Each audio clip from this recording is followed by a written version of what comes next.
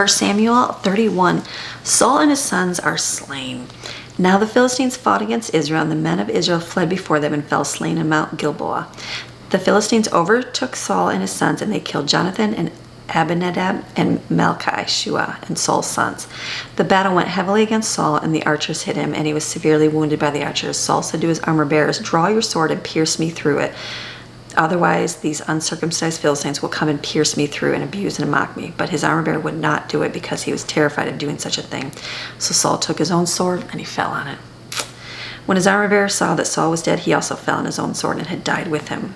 That's crazy. So Saul and his 3 sons, his armor bearer, and all the men died together on that day. When the men of Israel who were on the other side of the valley of Jezreel and those who were beyond the Jordan saw that the other men of Israel had fled and that Saul and his sons were dead, they abandoned the cities and fled, and the Philistines came and lived in them. The next day, when the Philistines came to plunder the dead, they found Saul and his 3 sons fallen on Mount Gilboa.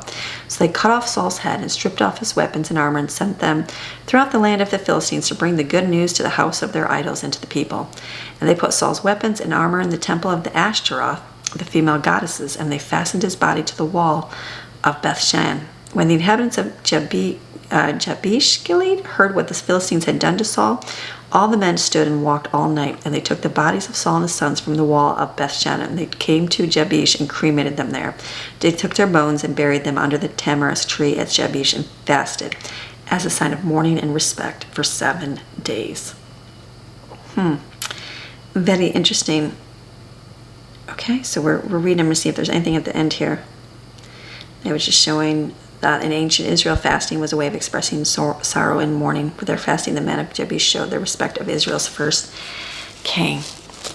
We got through another book. It's not a good thing. We're going to start with 2 Samuel tomorrow. But the beautiful thing about what I've learned about Samuel was it was one big giant scroll. It's just that it was separated for our reading in the Bible here into 2. So, all right, this is Daily Bible Chapter. We are reading God's Word Monday through Friday. Come back tomorrow for the next one. See ya.